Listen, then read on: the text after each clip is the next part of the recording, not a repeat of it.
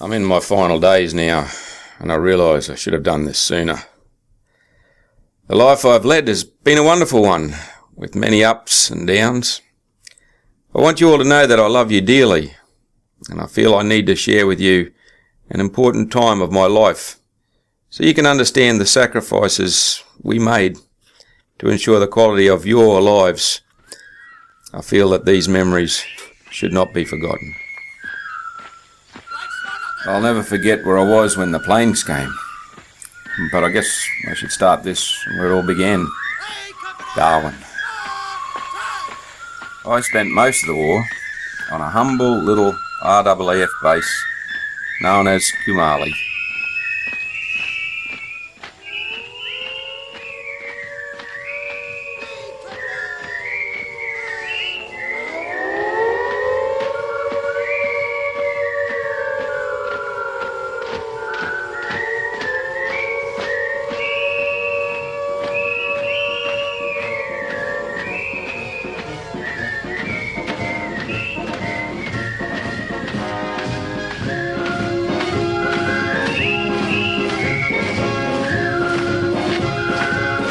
On the 19th of February 1942, my battalion was scrambled north. A frantic attempt to counter a possible full-scale naval invasion of the Australian mainland by the Japanese. No one expected Darwin to be hit, and there was a great feeling of shock and anger within my battalion when it happened.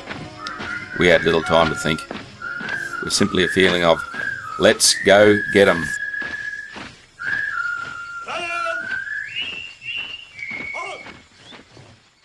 Don't get me wrong, it wasn't all bad. Some of my best memories and friends were made at Kumali. My best mate was Reg. What a great bloke he was. It was on our way north when I first met him.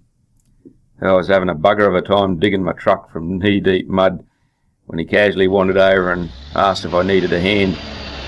He became like a brother to me.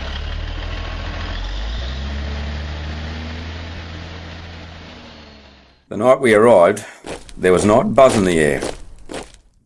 We had arrived into a place that was a living hell for many, but we were happy. We were all itching at the chance to give it to those Japs and teach them a lesson or two about coming over here.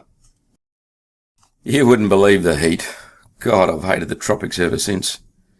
We spent most of that night into the next morning digging gun pits in the hardest bloody ground ever.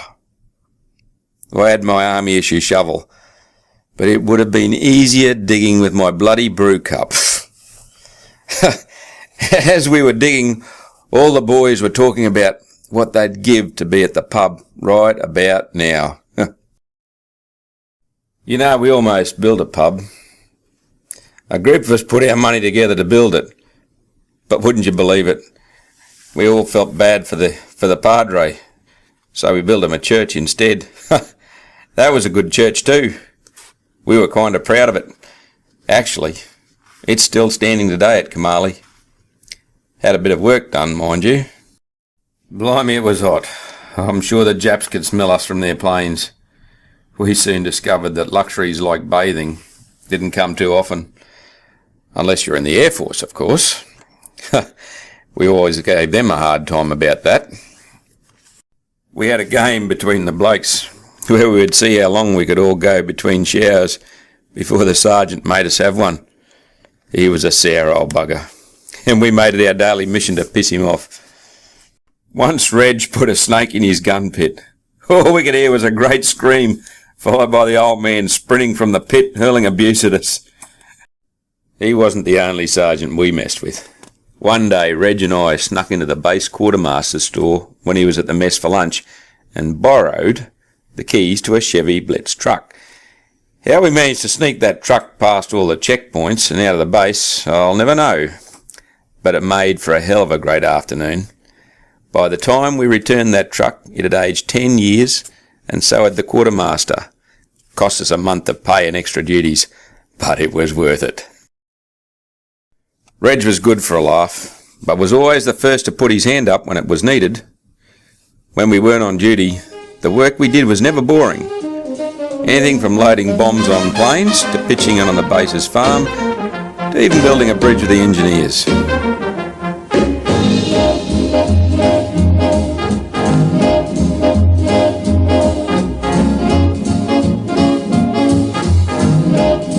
That bridge was good in the end, saved a longer trip by foot to the other crossing.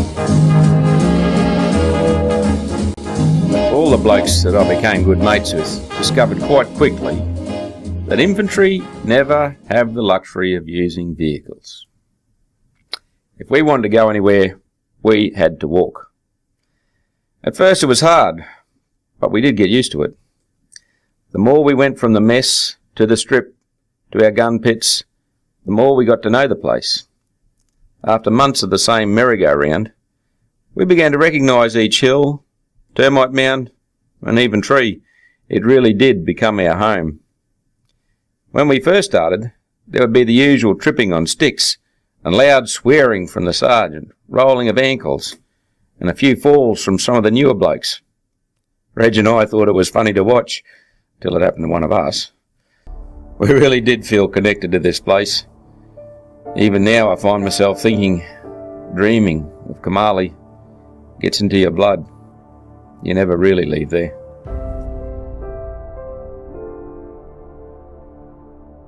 From the shadows of the paperbark forest in the morning sun, I'm coming home, I'm coming to the grass shoots emerging upon the hillsides, I'm coming home. Let the and the greetings from the large male kangaroos in the morning, all the pain of yesterday. this place is truly beautiful. Kingdom awaits, and they've forgiven my mistakes. I'm coming home. I remember one night Reg and I spoke about our lives before the war. One thing we never spoke of though was fear. We were all scared. We all knew that. We didn't have to talk about it. The next day started just like the usual.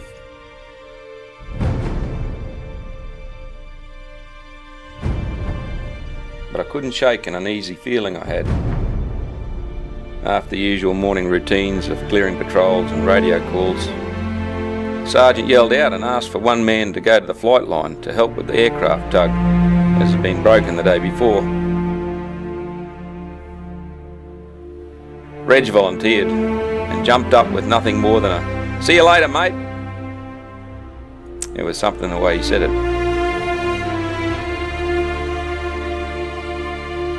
It made me think something wasn't quite right. But he made his way, without looking back, down the hill to his destiny.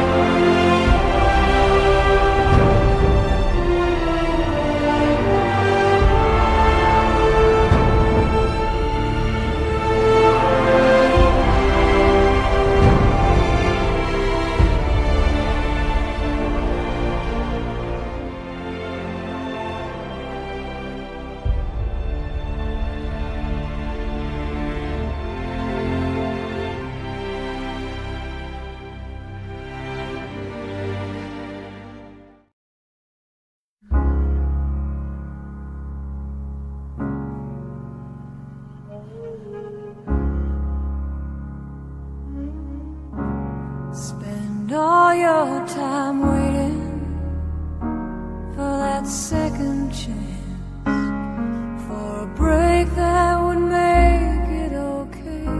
Reg died that day. Always some reason to feel not good enough, and it's hard. He fired a red signal flare to warn an Aussie pilot who was being tailed by a Japanese fighter as he was coming into land.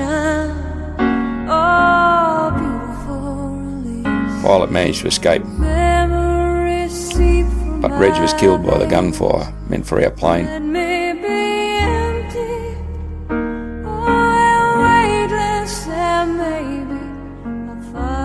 Some peace tonight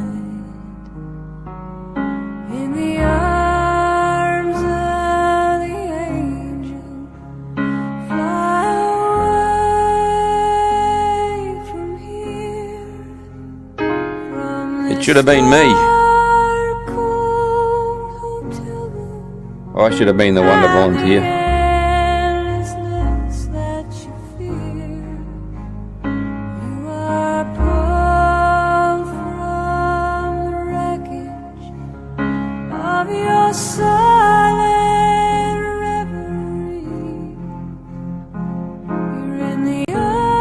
These events are what have shaped me into the husband and father you all know. I've been forced to question all events of that day. And only recently have I decided that Red's actions were in fact his fate. There was nothing I could have done to change that. So tired of the straight line. And it's after that conclusion that I've been able to come to peace with sharing these memories.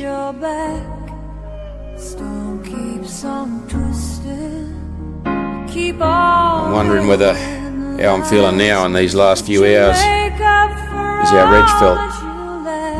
Part of me feels that he knew his fate was coming on that day. He seemed a little different. It's easier to believe in this sweet madness, all this glorious sadness that brings me to I want my ashes spread at Kamali, so my spirit can roam free through the paperbark forests, along the creek, and through the grassy fields.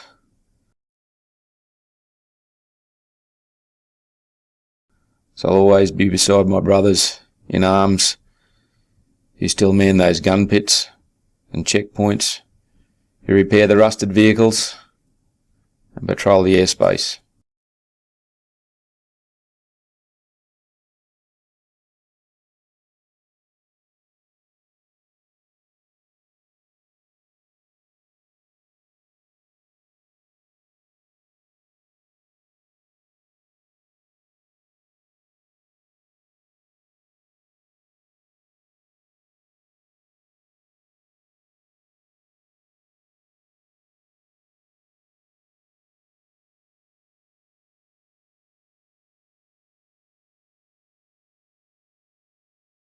And for all my mates out there, my brothers, however near the end may be, just know a good friend has promised to light the red flare, to guide you home, to guide you in.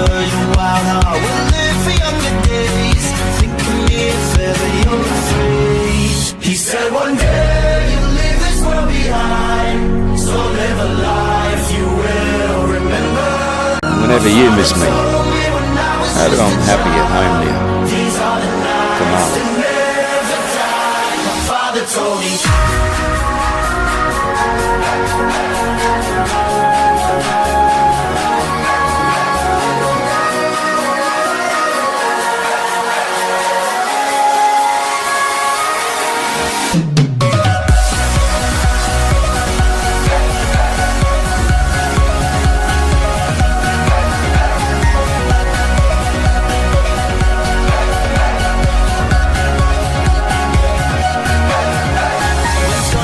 Start pouring down, light a fire, they